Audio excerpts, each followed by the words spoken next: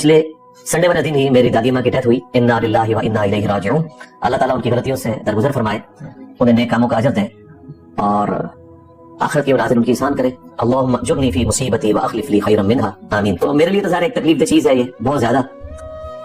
यहाँ इफ्तार के बाद हमें मुझे बेटे ने फोन करके बता दिया था फोन पे, बाद हम नमाज पढ़ के तो फिर उसी रात ही दफना दिया था उनको, ऑलमोस्ट कोई 11:30 बजे जनाजा करके। मैं इस एतबार से इसे जरूर डिस्कस करना एक अहमियत के हामिल चीज समझता हूँ उन लोगों के लिए कि जो अपने घरों में बुजुर्गों की कदर नहीं करते।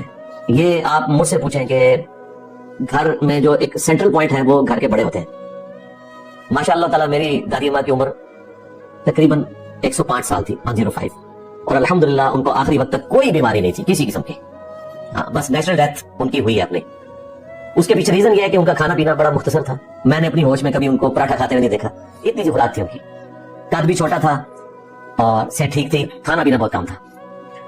बाकी अल्लाह ने जिसके लिए जितनी उम्र लिखी हुई है तो हमने तो फुल एंजॉय किया है। मैं 48 प्लस हो चुका हूँ, तो हमारे लिए तो समझ लेंगे हमारे घर में माँ भी वही, बाप भी वही, सब कुछ।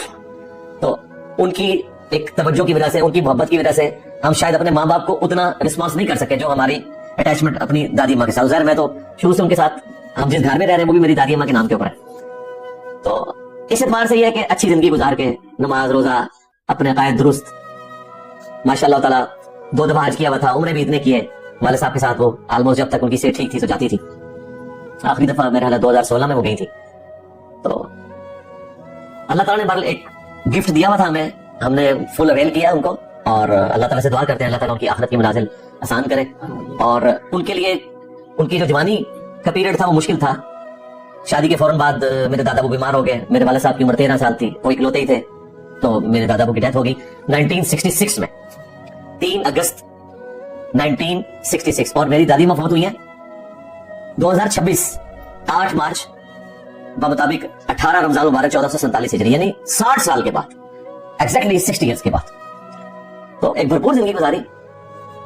और मेरे साथ तो चूंकि शादी मेरे वाले साहब की छोटी उम्र में हो गई, तो मैं शादी के ऑलमोस्ट कोई 2 साल के बाद पैदा हुआ।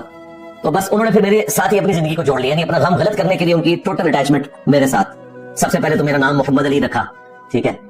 तो हालांकि हमारे रिश्तेदारों का प्रेशर ये था कुछ करीबी कि मोहम्मद शुआइब रखना है नाम ना, तो लेकिन दादी माँ की, वाले साहब की ख्वाहिश थी नहीं, मोहम्मद अली रखना है। तो फिर अपने घर के जो इनसे भी बड़े बुजुर्ग थे उस वक्त जिंदा थे, उनसे छुपाया। और फिर जब मेरा दूसरा भाई हुआ तो उसका नाम फिर मोहम्मद शुआइब रखा। उस वक्त डिस्क्लोज किया उनके सामने कि मोहम्मद अली रखा था, अब हमने मोहम्मद शुआइब रख दिया। तो वो बड़ी, यानी एक मोहब्बत का रिश्ता, यानी माँ बाप से भी बढ़ के। ज़ाहिर मैं भी उस एतबार से, मुझे याद है मेरी जब इंजीनियरिंग यूनिवर्सिटी में एडमिशन हुआ 1995 में, तो उस वक्त मेरी दादी माँ की उम्र ऑलमोस्ट आप समझ लें 70 प्लस थी। तो वो स्टेशन पे बैठी रहती थी जब तक मेरी ट्रेन नहीं आनी, मैंने चले नहीं जाना, पीछे भी बैठ के रोते रहना। फिर आस्ता आस्ता आदत पड़ गई टेलीफोन पे बात करनी, और वो भी दिन गुजर गए। और फिर अल्लाह का करना हुआ, जब शादी हुई तो फिर जो मेरे साथ उनकी एफिलिएशन थी वही मेरी बीवी के साथ, फिर उसके बाद बच्चों के साथ, माशाअल्लाह ताला। तो अल्लाह ताला उनकी आखिरत की मनाजिल आसान करे जी, और उन्हें नेक कामों का अजर दे, उनकी बुराइयों से दरगुजर फरमाए, आमीन।